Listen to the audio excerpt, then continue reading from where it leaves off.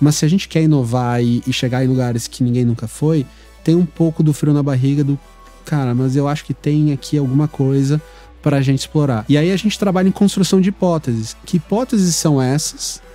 E que a gente pode testar, e aí a partir do teste incorporar dados para validar ou derrubar essas hipóteses. Se a gente vai fazer só o que os dados mostram, onde mora a inovação?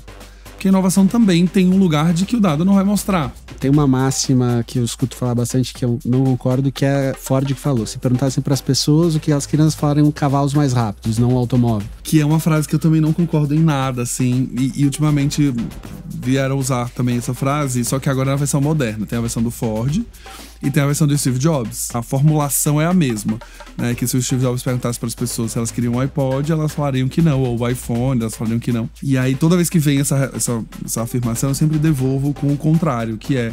Gente, ele obviamente não perguntou se as pessoas queriam um iPhone, primeiro que o iPhone nem existia. Mas com certeza ele perguntou para as pessoas sobre conveniência, praticidade, Exato. Ouvir música em todo lugar, responder e-mails na palma da sua mão. Isso apareceu. E a genialidade foi pegar tudo isso e falar, isso daria um produto.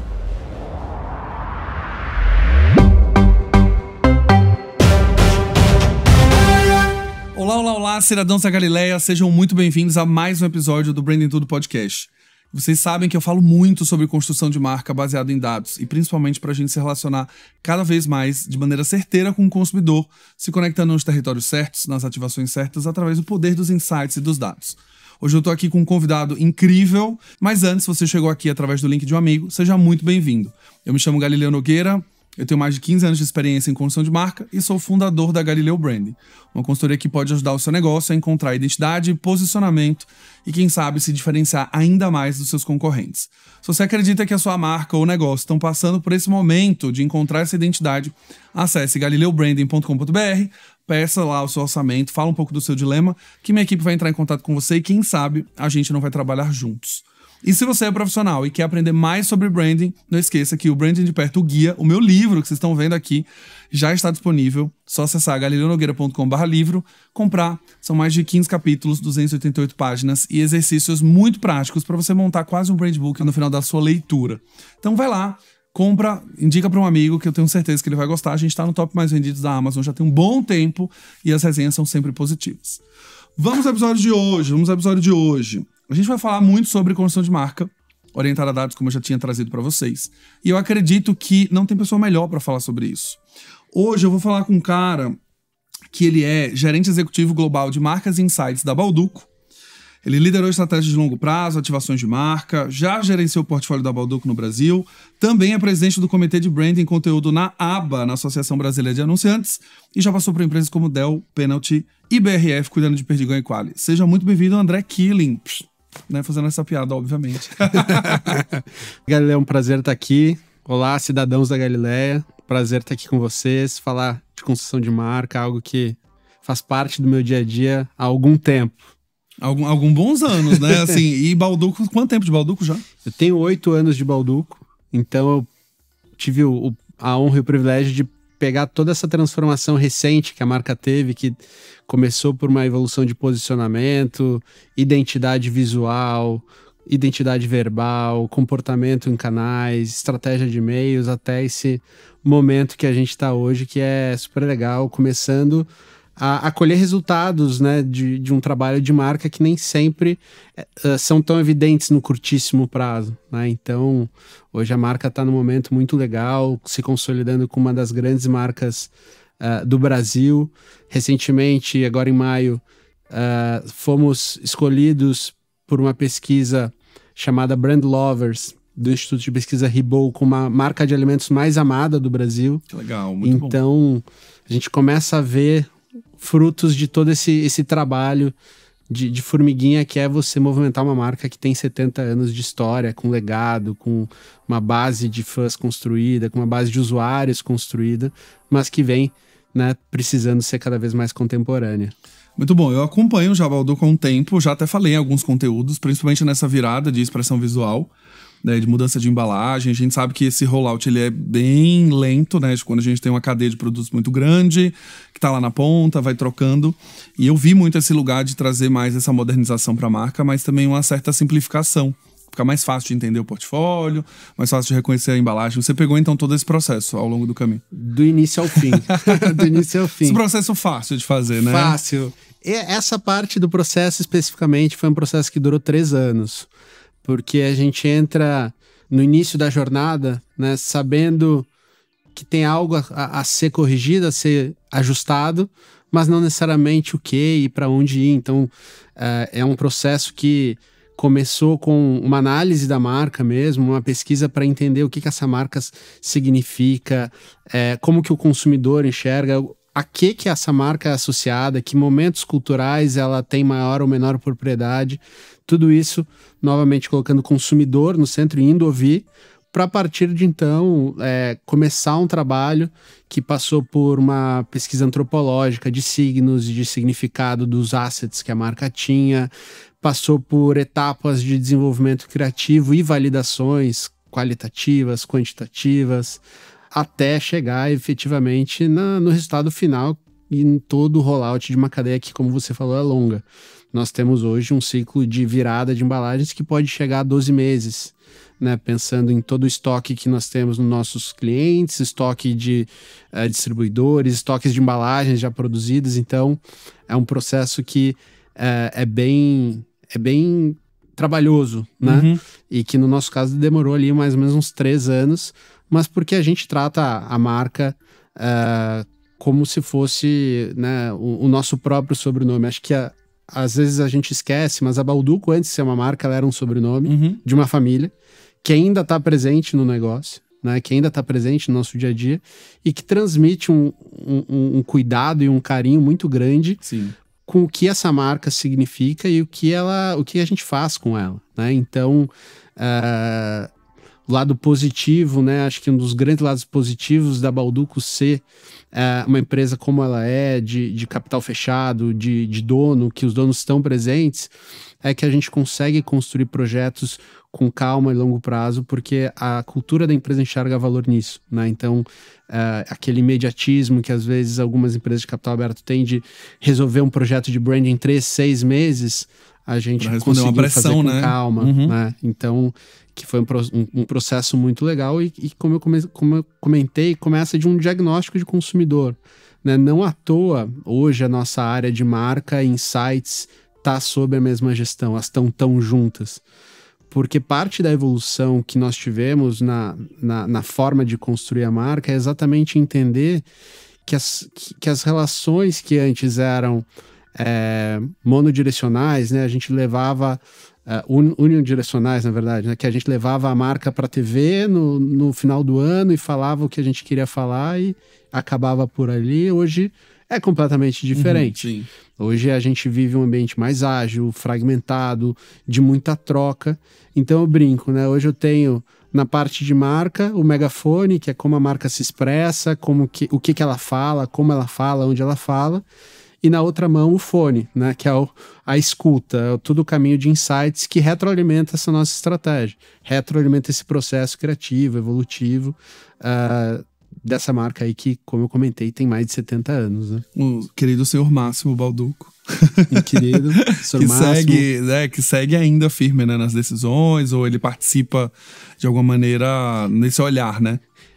A gente tem o Máximo Bauducco, o Carlo e a dona Silvana, então são os 3 irmãos hoje ainda que estão presentes no negócio, cada um com o seu território, mas uma estrutura de gestão que já vem se profissionalizando. Então, o CEO é um CEO de mercado, Andrea Martini, que está na companhia já há alguns anos também, e que, né, também uma outra coisa boa, né, do nosso contexto, o Andrea Martini é um CEO que veio de marketing, inclusive passou pelo marketing da Bauducco, num outro momento crucial que foi em 97, quando, de fato, a Bauducco que a gente conhece, monocromática, com uma estratégia de monomarca, se estabeleceu, né? Então ele participou do processo em 97 e hoje, como CEO, participa novamente desse novo momento que nós tivemos, né? E você estava comentando, André, sobre justamente esse processo de pesquisa, né? De o quanto vocês, para uma virada de marca, essa evolução,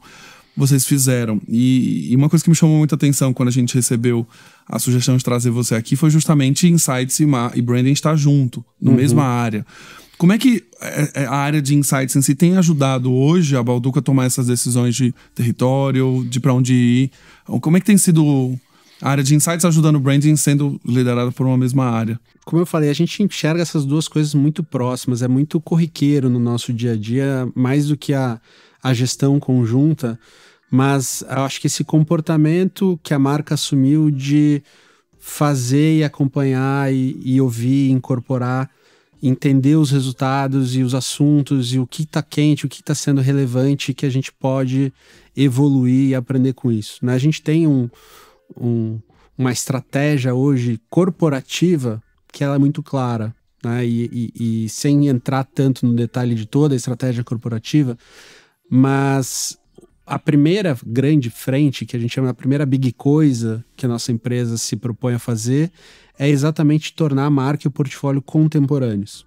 E por que contemporâneos? Porque modernos tem um outro campo imagético, né? Tem uma coisa de moderno que não necessariamente é de agora. A gente não quer ser uma marca moderna, a gente tem tradição, o nosso legado é um diferencial da marca, mas a gente precisa aprender a comunicar hoje, né? Acompanhar o consumidor de hoje, que talvez esteja tendo a sua primeira, segunda, terceira experiência com a marca e não pegou necessariamente lá desde o início. Então, essa atitude que a gente começou a ter do comportamento da marca de ser mais horizontal, né, quando a gente muda o posicionamento da família Bauducco para sua família, que é unidirecional, né? É para um sentimento chamado família, que parte de um insight cultural, a gente começa a dar esses passos de ter uma gestão e um comportamento de marca mais horizontal, cada vez mais de troca e de cocriação com o usuário. Então, muito das nossas estratégias de comunicação e de portfólio vem de oportunidades que Insights identifica. Hoje nós temos 3 grandes frentes dentro da área de Insights, se assim eu posso classificar, que tem ciclos diferentes. Então eu tenho o curtíssimo prazo, que está muito ancorado em social listening. Então, toda uma estrutura, uma equipe e ferramentas que nos ajudam a, de hoje para hoje, entender o que está acontecendo, do que está se falando e se existe dentro da nossa estratégia algum ajuste ou alguma oportunidade. Ciclos mais de médio prazo, vamos dizer assim, que são pesquisas de marca, brand trackings, que são mais longos, ou estudos específicos que fomentam um pipeline de inovação em torno de algum novo hábito de consumo. Então, por exemplo, quando a gente fala de uma estratégia de portfólio voltada para a ocasião de snacks, o que está acontecendo aqui e dentro do que eu posso oferecer, como que o consumidor recebe, então pesquisas mais ad hoc. E uma terceira frente que é o acompanhamento de tendências mais comportamentais de longo prazo.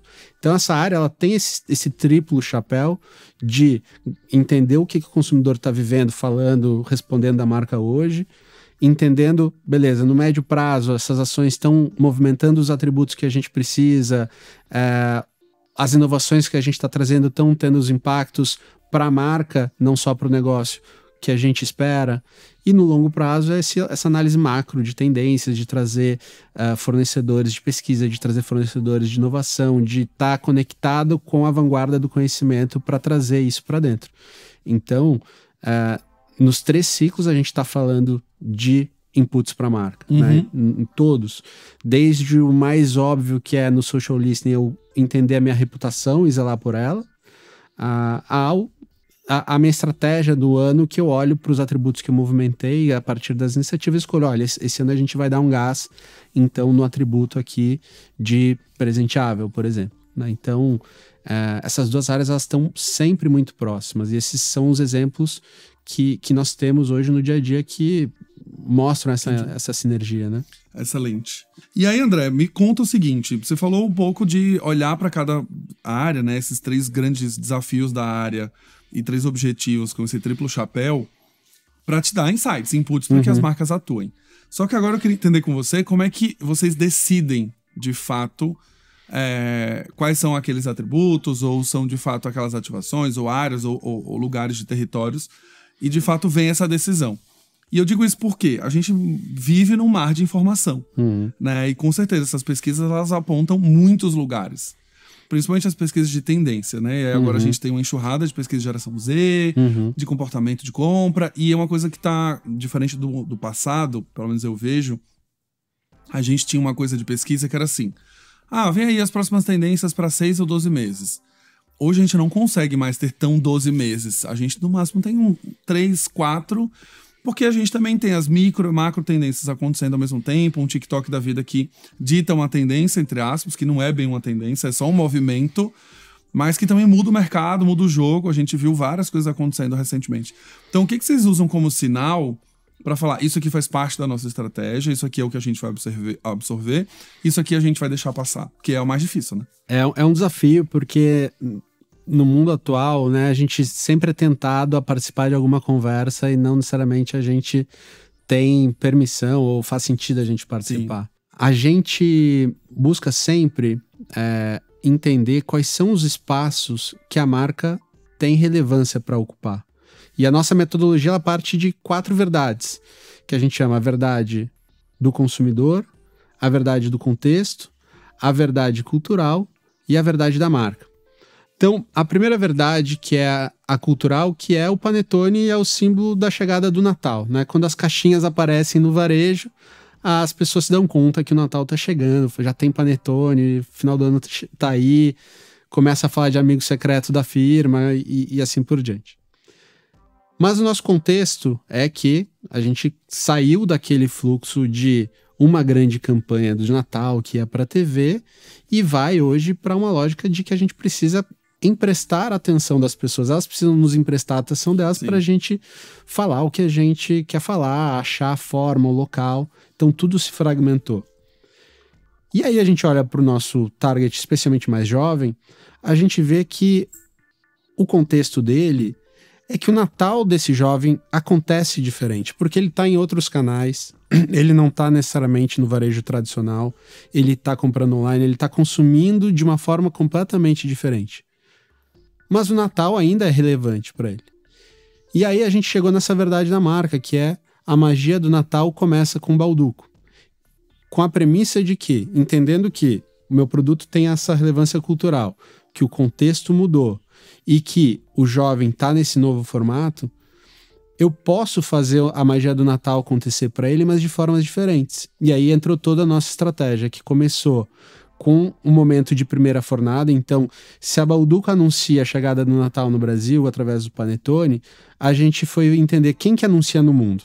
E aí existe um meme, que é a Mariah Carey sendo descongelada a partir do Halloween, que a partir dali, né, ela mesma começa a divulgar, cantar as músicas natalinas. Algumas delas são os maiores hits, é quando ela é mais ouvida no ano inteiro.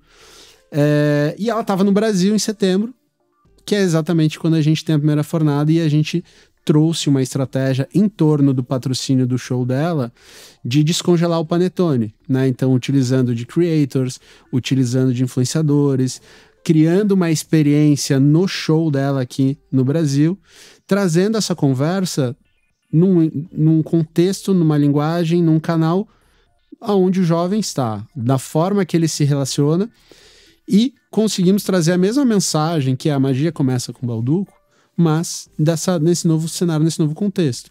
A partir dali, obviamente, uma série de outras iniciativas. A gente fez o nosso filme de Natal, mas foi um filme de Natal completamente diferente do que é o Natal clássico Bauducco que as pessoas têm na memória. Então, se em outro momento a gente tinha lá o Sr. Bauducco tirando panetones do forno, família na mesa e tudo mais, esse ano, partindo desse conceito, a gente levou a magia do Natal para onde parecia que não ia ter Natal, que era um aeroporto com voos cancelados na véspera de Natal, com protagonistas jovens. E aí um outro detalhe de estratégia, com a premiere acontecendo no TikTok. Então uma série de ajustes que a gente faz no comportamento da marca em se comunicar, que é totalmente pautado em leitura de contexto, leitura de insights, leitura de dados. E a gente fez isso, acho que de uma forma tão relevante e bem-sucedida que tivemos o resultado de pesquisa imediatamente depois, que foi essa pesquisa que eu citei do Brand Lovers, na qual nós crescemos o amor de marca através do público mais jovem, Legal. de até 34 anos, sem perder o 35 mais.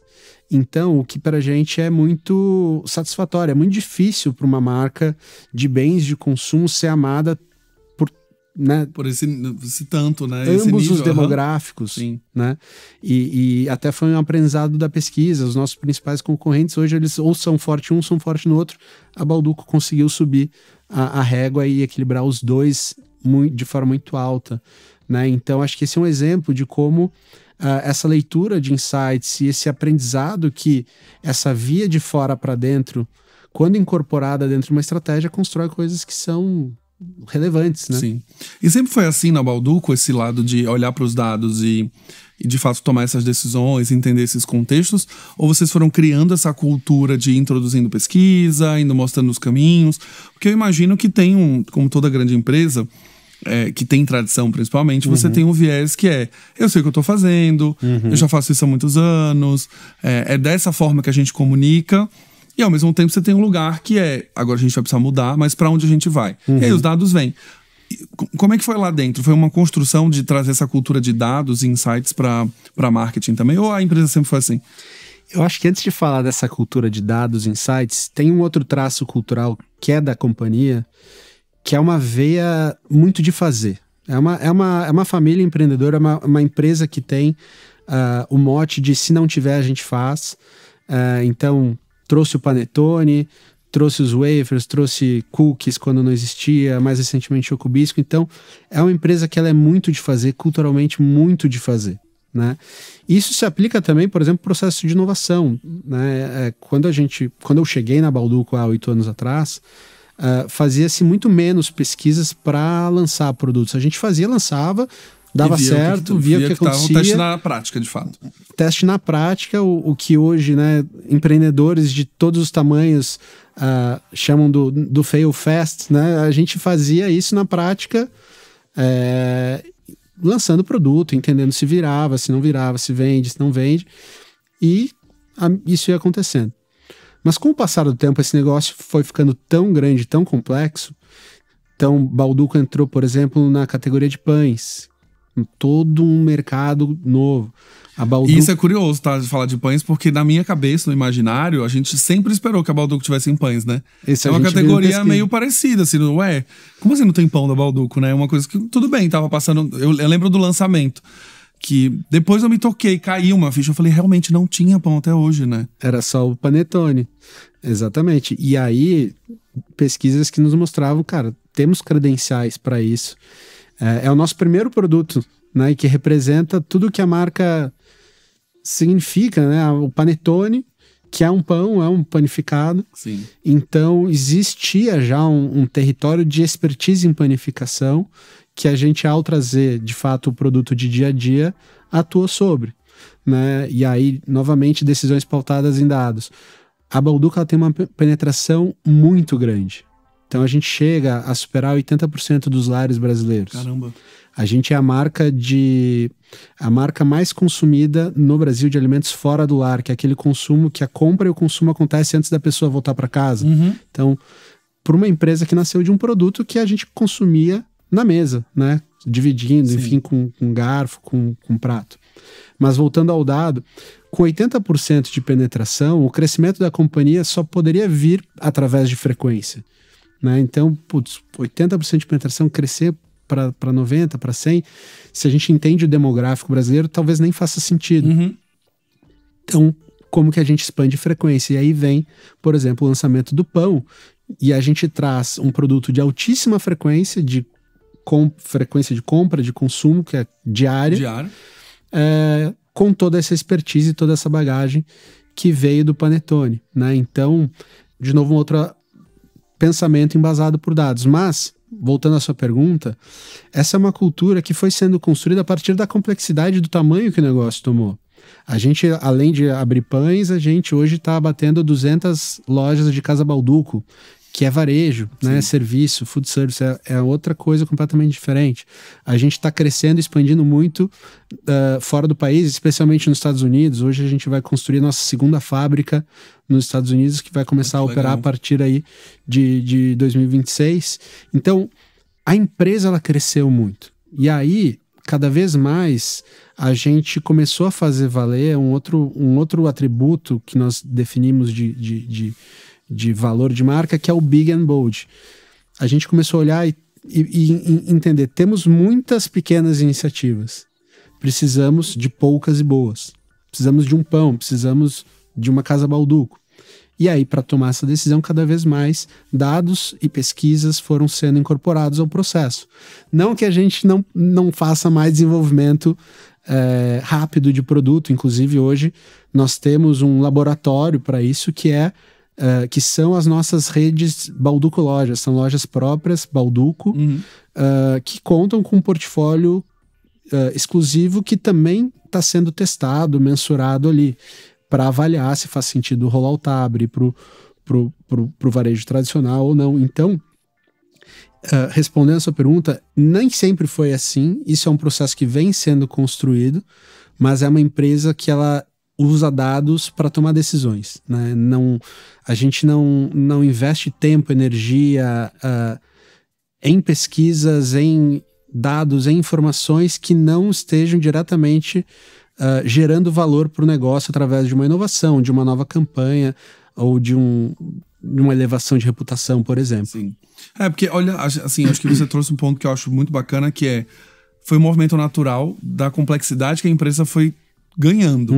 Né? Tem uma hora que também, conforme a equipe cresce, eu imagino que o movimento muitas pessoas de mercado também vão chegando que também já estavam acostumadas a trabalhar com dados em outros lugares e foram trazendo também a expertise de falar, olha, eu tinha essa pesquisa, esse tracking aqui que eu fazia lá, quero trazer para cá, porque eu acho que vocês precisam, né? E no final você vai criando essa cultura dentro da área, dentro do negócio, Sim. até uma hora que não dá mais para voltar para, né? Você não consegue falar, agora a gente não consegue mais fazer uma inovação sem testar antes.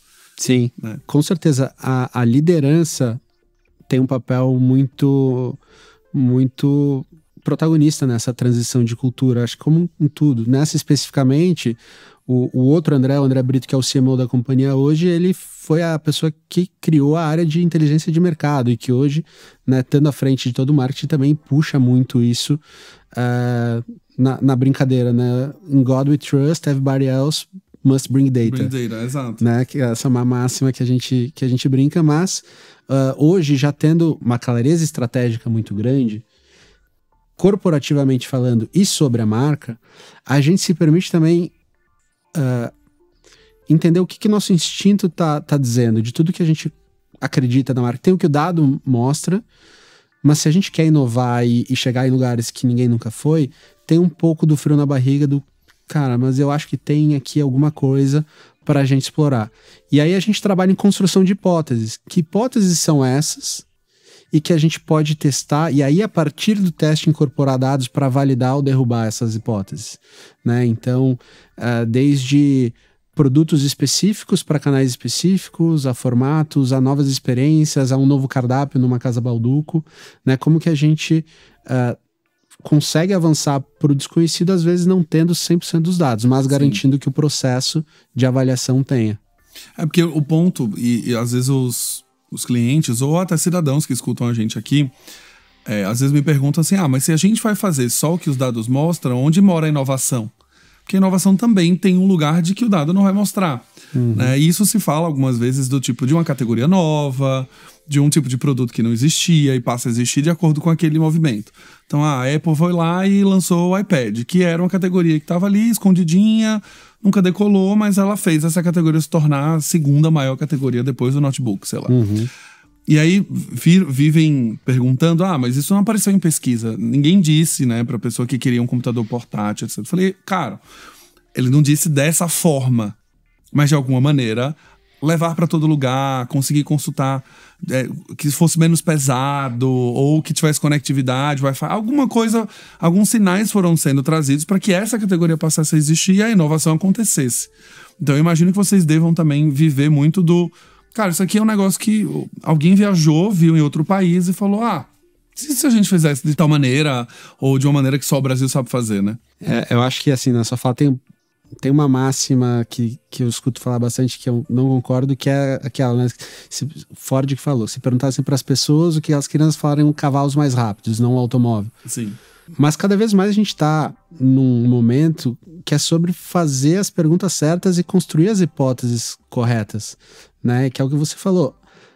Talvez, através da verbalização dos cavalos rápidos, elas estavam falando, cara, eu quero andar mais rápido, quero maior agilidade. Então, é um pouco do trabalho do profissional também da área de insights, achar essas hipóteses e decodificar as informações que estão vindo para construir essa inovação, para fazer ela acontecer, né? Então, hoje com inteligência artificial mais do que nunca, né? Com essas soluções conversacionais, enfim, acho que esse é um skill de um profissional de marketing de insights que vai ser cada vez mais demandado, que é formular hipóteses, fazer as perguntas e buscar a partir de dados, a partir da prática, a partir de soluções, entender se essas hipóteses fazem sentido ou não. E, de fato, a Bauducco, ela viaja muito. Você falou, né, de viajar para fora. A gente está sempre presente em feiras. O Máximo, você falou, adora ir em feiras. A gente sempre tem alguém do nosso time de desenvolvimento participando das principais feiras do mundo, porque, de fato, tem muita inspiração, tem muita coisa boa acontecendo. E há muitos mercados que, às vezes, estão em discussões mais avançadas do que a gente, mas que vai chegar aqui em algum momento, né? Então, essa é uma outra fonte de informação muito importante para o nosso pipeline. Do dia a dia. Não, eu me senti contemplado agora, quando você falou que você não concorda com a frase, que é uma frase que eu também não concordo em nada, assim, e ultimamente vieram usar também essa frase, só que agora é a versão moderna. Tem a versão do Ford e tem a versão do Steve Jobs. Sim. Que é a mesma, a teoria é exata, a formulação é a mesma, né? Que se o Steve Jobs perguntasse para as pessoas se elas queriam um iPod, elas falariam que não, ou o iPhone, elas falariam que não. E aí, toda vez que vem essa afirmação, eu sempre devolvo com o contrário, que é... Gente, ele obviamente não perguntou se as pessoas queriam um iPhone, primeiro que o iPhone nem existia, né? Ele veio a partir da base de dados e pesquisa que ele trouxe. Mas, com certeza, ele perguntou para as pessoas sobre conveniência, praticidade, ouvir música em todo lugar, responder e-mails na palma da sua mão. Isso apareceu. E a genialidade foi pegar tudo isso e falar, isso daria um produto. Mas é óbvio que as pessoas não falariam que se elas queriam um iPhone, porque elas não sabiam nem que existia o iPhone. Elas sabiam que o celular existia do jeito que ele era. E aí, toda vez que vem esse argumento, eu quero morrer, assim. Eu quero, tipo assim, por que Deus as pessoas estão falando a mesma frase? Ou teve um outro também que, recentemente, eu falei em reunião, eu respondi numa reunião, que era o Steve Jobs não acredita em pesquisa. O Steve Jobs nunca acreditou em pesquisa, ele não fazia pesquisa e tudo mais. Eu falei, gente, a Apple é a segunda maior investidora em pesquisa no mundo, assim. Ela gasta $1 bilhão em pesquisa de mercado. Então, dizer que não acreditar em pesquisa não é verdade, assim. Alguém disse isso em algum podcast e vocês ficam replicando, mas não é. Se vocês pegarem qualquer documento da Apple em si, na linha de Research and Insights tem muito dinheiro envolvido. E no nível de detalhe, que é a pesquisa para saber qual que é a nova coleção de cores para o próximo iPhone. Não é simplesmente da tecnologia em si, mas assim, até num detalhe que é... Será que as pessoas comprariam um iPhone vermelho? É nesse nível que eles chegam. Então, toda vez que vem essa pergunta, né, e falam, não, porque o Steve Jobs não acreditava em pesquisa, que se perguntasse para as pessoas, elas não dariam um iPhone, eu falei, gente, pesquisem um pouco, porque a Apple investe muito em pesquisa. Eu concordo com a intenção de não deixar a falta de dados imobilizar, né? Que acho que a gente tem que agir, fazer, não existe melhor aprendizado ou laboratório do que a prática. Agora... Isso precisa ser formulado em torno de uma hipótese, né? Sim. Então, hoje, eu sou um cara de branding e trabalho com isso há bastante tempo. E eu tenho uma convicção que não existe branding sem estratégia. Branding é, assim, a gente está acostumado a discutir branding na perspectiva do design, a gente está acostumado a discutir branding eventualmente em questão de reputação, em comunicação, mas é tão mais amplo, e você sabe bem disso, que o seu podcast aborda todas essas nuances. Mas independente da manifestação da marca, ela não existe se ela não tiver uma estratégia clara. Porque senão o que você vai passar, o que vai se construir, por que ela faz sentido daquela forma naquele lugar. E não existe estratégia sem entender o consumidor, sem entender insights, sem ter algum tipo de pesquisa, nem que seja uma desk research bem feita. Né? Você me questionou antes sobre territórios, como a gente olha que territórios. Existe uma parte dessa avaliação de territórios que é desk research, é entender quem está lá, está fazendo o quê, é um território saturado de marcas, é um território que eu tenho um espaço ainda para ocupar.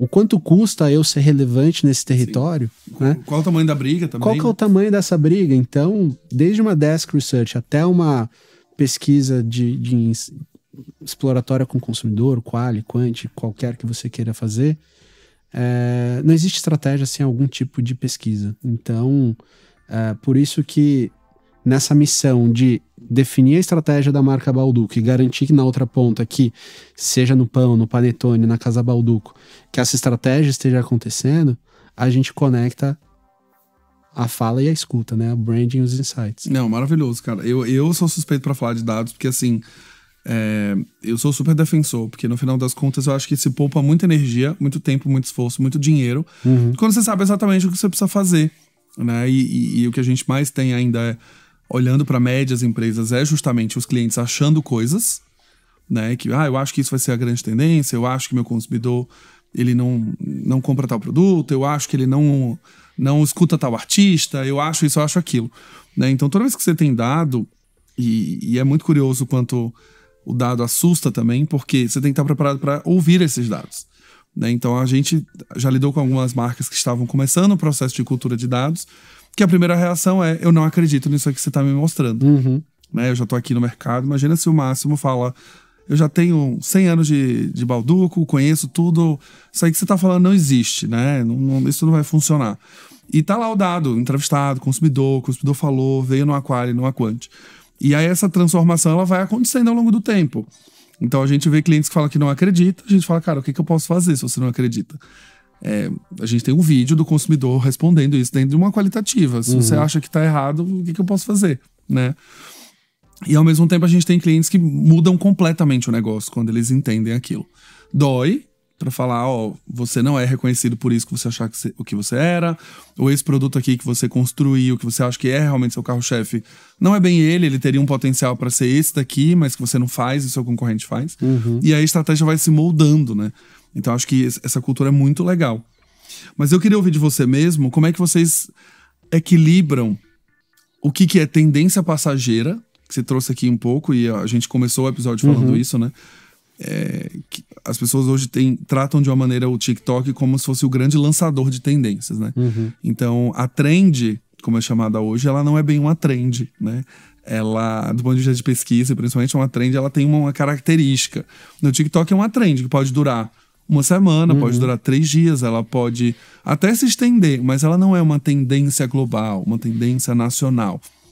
Então como é que vocês conseguem equilibrar essa coisa de: olha, isso aqui é uma tendência passageira, que seguindo a metodologia das 4 verdades, faz sentido eu entrar agora, mas ela é passageira, ou isso aqui é uma tendência que eu preciso me estruturar de fato, né? E eu preciso agora construir um caminho de: não, se isso aqui vai virar, né, as pessoas não vão comer mais pão, elas vão comer um outro fermento X daqui a 5 anos. E agora eu preciso mudar o processo fabril, preciso mudar a maneira como eu vendo, e etc.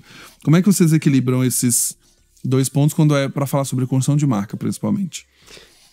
Eu acho que é mais simples quando você tem clareza da sua estratégia.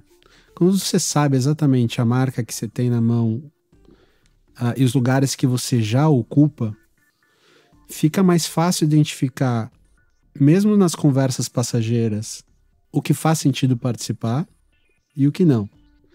E sabendo aonde você quer chegar com a sua marca, a mesma coisa. Independente de ser passageiro ou duradouro, dentro dessa ambição que a marca tem de ocupar alguns territórios que ela não ocupa, ter essa clareza de quais são, do que acontece lá e de como vencer nesse jogo, eu acho que é a maior parte do caminho.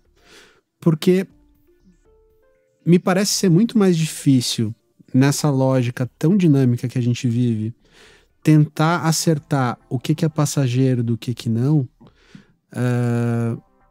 É tão complicado que eu acho que é mais fácil eu ter a minha estratégia clara, eu contemplar dentro dessa estratégia um espaço que é de movimento, que é de calor, que é do que é passageiro, e tá tudo bem ser passageiro, mas com clareza do que eu entro e do que não. Sim. E um espaço do que, não, isso aqui eu acredito que é um movimento que eu vou ter que me estruturar, que eu preciso me estruturar, né? E aí, nesse primeiro ponto, dentro da nossa estratégia de tornar a marca contemporânea, passa por elevar e construir valor e amor de marca, especialmente com o público mais jovem que não tem aquele amor do Sr. Balduco, da marca que foi conhecida. Da nossa geração que viu a marca ocupar esse espaço. Né? Exatamente. Eu preciso fazer parte de conversas que estão acontecendo agora com essa pessoa, com esse usuário, com esse consumidor, dentro do que é verdadeiro para a marca, mas ao mesmo tempo entender, cara, mas quais são as grandes mudanças desse comportamento, para onde que ele está indo, o que cada vez mais ele está valorizando. Faz sentido eu me estruturar nessas direções? Em quais? Né? Porque também estratégia é muito sobre escolher o que não fazer. Sim. E que conversa não participar, que território não ocupar para construir uma imagem clara. Então, eu acho que nesse balanço do que é curto prazo, eu acho que a gente olha pro movimento, para a oportunidade com clareza de quem a gente é, mas buscando entender o máximo possível de insights que vem dali, cruzando com estudos de comportamento, com o nosso próprio tracking de marca que tem recortes específicos, para construir, de novo, hipóteses que a gente acredita, né? Hipóteses estratégicas que nosso plano vai direcionar. E aí, tem vezes coisas que parecem passageiras que se tornam grandes projetos, campanhas. Vou dar um exemplo. A gente fez uma campanha, essa já faz um pouco mais de anos, que a gente identificou que tinha uma conversa da biscoitagem, que começou isso, quero dizer, acho 19 ou 20 talvez, da biscoitagem, e as pessoas começaram a associar a Balduco à biscoitagem, a dona da Balduco, rei da Balduco, rainha da Balduco. E a gente viu aquilo, cara, era algo passageiro, mas a gente foi trazido para a conversa, a gente transformou isso primeiro numa conversa, depois numa campanha, chegamos até a fazer uma ativação voltada à biscoitagem, e isso foi uma crescente, né? A gente jogou um combustível, putz, o que era passageiro durou um pouquinho mais. Aí você coloca outra camada criativa em cima, uma outra campanha, putz, aumentou, e a coisa que talvez fosse passageira acabou perdurando. Hoje a gente trabalha com essa brincadeira da biscoitagem de uma forma bem mais disseminada e assim por diante. Então, a biscoitagem segue firme. Segue firme. A Balduco não, segue mesmo, como porque a favorita é a favorita. E inclusive tem um aplicativo, não sei se vocês sabem, né? É um aplicativo de relacionamento gay que substituía um dos ícones por um biscoito, né? Sim. Então é uma das coisas que veio, é um insight brasileiro, inclusive. A gente trouxe a pessoa aqui no podcast, que ele começou a trabalhar no aplicativo, que é o Grindr. E aí, no final das contas, você tem o foguinho e você tem o aplicativo, a parte de mensagem. E aí, ele no Brasil, ele trocou o foguinho pelo biscoito, que é justamente a biscoitagem que a gente tem aqui. E isso virou um assunto na época, o fato de ter trocado por um biscoito, de tão conectado culturalmente com o que a gente tem, né? E com certeza esse movimento todo se relacionou. Acho que não tem como dissociar a biscoitagem ter crescido da origem e das manifestações que ela teve. E a gente, como marca favorita de biscoitos, top of mind, líder de mercado, a gente tinha que entrar nessa conversa. A gente fazia sentido. As pessoas não trouxeram para a conversa. O que a gente fez foi pegar isso e transformar em algo que acabou sendo muito maior. Então, eu acho que o principal desafio nessa tomada de decisão do que é oportunístico e do que é, de fato, perene, passa por ter uma estratégia clara que contempla espaço para as duas coisas. Sim. Tendo um objetivo estratégico para isso. As oportunidades servem muito para a gente entender como que está o humor da marca, se faz sentido a gente participar daquela conversa. É quase um MVP de alguns territórios, eventualmente. Sim. Né? Então, é muito útil. É que o ponto aqui, pra gente encerrar, acho que é um dos grandes dilemas que a gente tem, como alguém que gerencia marcas o tempo inteiro, é saber quando você deve dizer não para algo que aconteceu hoje. E eu falo isso porque os cidadãos estão ali, sintam-se abraçados, que algumas vezes, né, você tem os desesperos, que é do tipo, tá acontecendo essa trend agora, a gente tem que virar de cabeça para baixo pra gente produzir ainda hoje, pra entrar nessa conversa agora. E quando você vai ver o território que essa conversa acontecendo, você fala, cara, não precisava entrar. Né? Eu contei isso num episódio aqui recentemente de um movimento que Downy fez, não tem nada a ver com vocês, mas Downy, na época de Big Brother, fez uma ação com a ex-esposa de um brother que traiu a mulher no programa e não sei o que, enfim. E aí viralizou essa mulher e o vídeo da Downy bateu 1 milhão de views. Aí todo mundo falou, nossa, a Downy acertou e tal. Mas quando você olha o posicionamento completo, você fala, mas por que ela tá envolvida nessa conversa de fofoca, de términos, de não sei o quê, quando é uma marca que fala sobre perfume, fala sobre elegância, fala sobre status, né, de ser um grande amaciante que entrega perfumes importados, que tem um perfumista que fez ao aroma. Então, quando você começa a ver, na minha visão, eles não precisavam nem ter entrado nessa conversa. Mas eu consigo imaginar também um desespero dentro de uma equipe, às vezes alguém falando, ai, não, olha essa conversa, vai ter... Dá pra falar sobre lavar roupa suja. Ai, é bem ligado ao que a gente tá falando. Ela tá lavando roupa lá do... vamos entrar. E aí eu fico pensando, ai, marketing, por favor, um abraço em vocês. Porque às vezes tem que fazer, né? Alguém mandou e, como diriam os nossos pais, manda quem pode, obedece quem tem juízo. Mas acho que tendo o que você trouxe aqui de dica, de você ter um grande documento estratégico que faz esse raio-x, em que você tem 4 grandes lugares ou perguntas, ou que seja, que você fala, isso não faz sentido eu entrar, talvez fique mais fácil de defender. A gente tá falando sobre lavar roupa está dentro do nosso lugar, está, mas dentro de um contexto de fofoca, dentro de um contexto de, né, que não é o posicionamento que a marca gostaria de ter, logo a gente não entra, né? Eu acho que esse é o desafio, essa clareza estratégica, né? Saber... Eu acho que a gente gasta muito tempo escolhendo a cor da marca e pouco tempo escolhendo o que essa cor tem que representar, né? Exato. Essa é uma máxima que eu já vi, assim, empreendedores. Você tá fazendo a sua marca pela primeira vez, você coloca, esse caminho é azul porque transmite segurança. Esse caminho aqui é laranja porque transmite energia. Tá, mas o que seu negócio precisa? Transmitir segurança ou energia? Né? Deveria estar vendo 2 logos azuis ou 2 logos laranjas ao invés de ver um de cada, né? Então... Essa é a minha dica, né? Invista tempo na estratégia para ter clareza. A estratégia não é imutável, então por isso que eu volto a frisar, as oportunidades, a gente tem que olhar para elas também como laboratório, e muitas vezes a gente chega em soluções criativas a partir da oportunidade, né? A partir do contexto, e a nossa estratégia ela pode ser ajustada, deve, inclusive. Hoje a gente vive... Você falou, ciclos muito curtos. Né? A tendência daqui a 6 meses já foi. Então o brand book que virava um documento de 5 anos, hoje ele precisa ser constantemente ajustado, uma estratégia de territórios, idem. Então assim por diante, acho que reconhecer espaços dentro da estratégia que a oportunidade possa conhecer e, né, aceitar e trabalhar com isso. Excelente. A gente poderia ficar aqui horas, eu já te falei, né? Mas muito obrigado, André, por trazer um pouco desse lugar de insights, de branding, tudo junto, né? E a maneira como trabalhar com tudo isso. Acho que os cidadãos vão sair daqui super aula, né? De, anotar, de ouvir esse episódio 2, 3 vezes. Então, muito obrigado pela generosidade em compartilhar com a gente, com a nossa comunidade. Prazer estar aqui, conta sempre comigo, estou à disposição. Adoro falar de marca, de insights, construir empresas, marcas, é o que eu faço, é o que eu amo, então... É realmente um prazer aqui para mim estar compartilhando esse espaço que tá lindo, inclusive. Parabéns. Muito obrigado. Daqui a pouco a gente vai ver os panetones, os amarelinhos no supermercado, vai dar aquele desespero. Né? É Natal e Páscoa, para mim, acho que são os grandes marcos, assim, do tipo, você começa a ver ovo de Páscoa e você fala, meu Deus, já estamos em abril.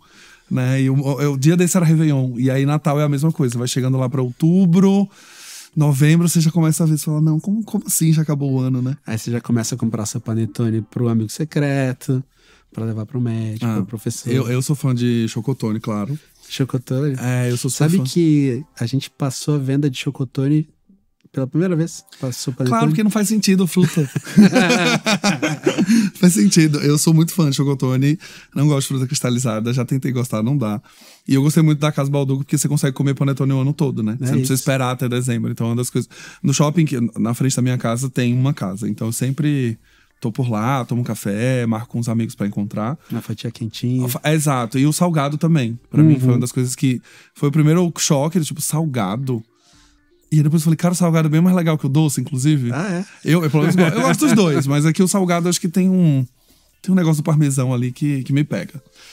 Legal. Muito obrigado, muito obrigado. Cidadão, se você gostou desse episódio, Não esqueça de dar 5 estrelas no seu player favorito e encaminhar para pelo menos 3 amigos para que eles entendam como é que você pode usar insights para construção de marca e vice-versa.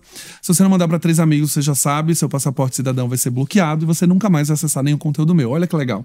Então faça o favor de mandar para 3 amigos e vejo você no próximo Branding Tudo Podcast. Esse episódio é um oferecimento de Galileu Branding. Clique no link da descrição e peça já a sua proposta. Identidade sonora criada pela Sound Thinkers.